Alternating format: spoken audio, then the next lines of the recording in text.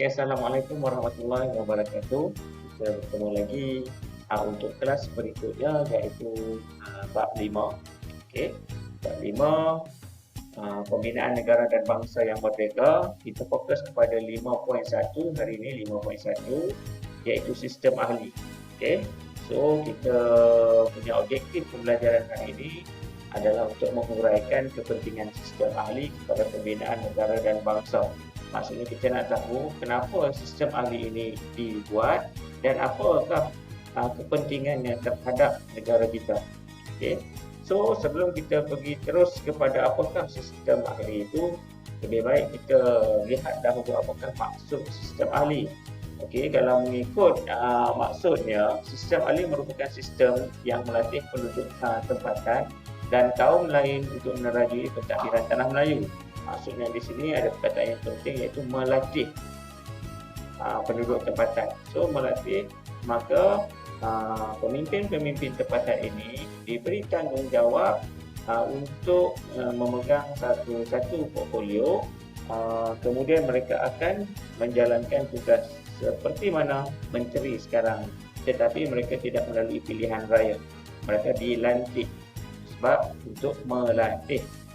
Okey, kita tengok ciri-ciri sistem ahli ini. Yang pertama sekali terdiri daripada beberapa orang pegawai takbir dan juga tokoh masyarakat. Nanti saya akan jelaskan berapa banyak tokoh-tokoh yang ada. Kemudian anggota sistem ahli ini dikenali sebagai ahli. Okey, maksudnya mereka yang berada di dalam sistem ahli ini, orangnya tu dikenali sebagai ahli. Pelantikan ahli ini dibuat oleh Pesuruhjaya Tinggi British dengan persetujuan Majlis Raja-Raja Melayu. Ahli-ahli ini diletakkan di bawah kuasa Pesuruhjaya Tinggi British dan ahli-ahli ini terdiri daripada 9 orang anggota, yang mana 9 anggota itu 3 orang Melayu, seorang Cina, seorang adalah India dan 4 orang pegawai British. Okey. So kalau kita lihat proses pelaksanaan dia dan kepentingan sistem ahli itu, kita boleh tengok satu persatu.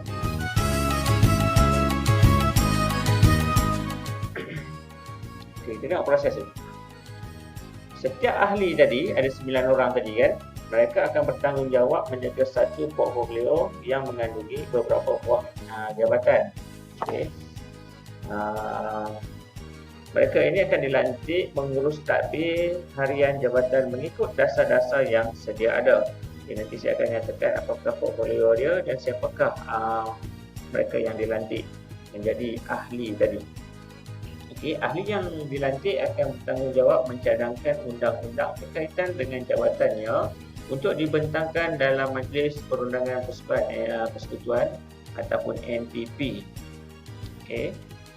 Dan menjadi tapak asas untuk melatih orang tempatan ke arah berkerajaan sendiri. Okay.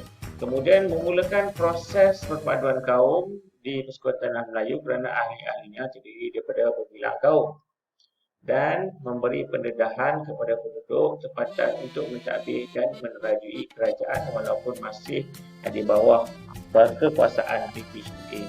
Saya nyatakan di sini antara mereka yang dilantik sebagai ahli.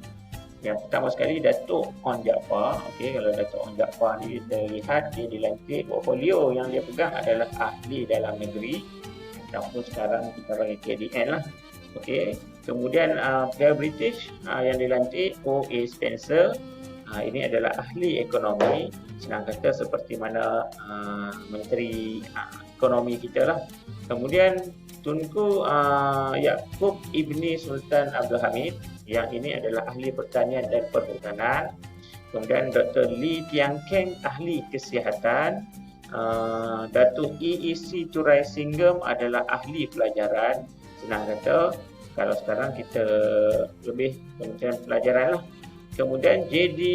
Hopkinson, ahli perindustrian dan juga hubungan sosial. Seterusnya J.D. Mitts, ahli perumahan dan kerja raya, dan seorang lagi adalah Datuk Mahmud Mat, ahli tanah, pelombongan dan juga perhubungan. So kalau kita tengok di sini orang Melayu ada, Cina ada, India ada dan juga pegawai British. Okey. So, itu saja untuk kelas kita pada hari ini. Semoga apa yang disampaikan ini dapat memberikan manfaat kepada kita semua dan sekurang-kurangnya dapatlah kita ambil manfaat. Okey, sekian.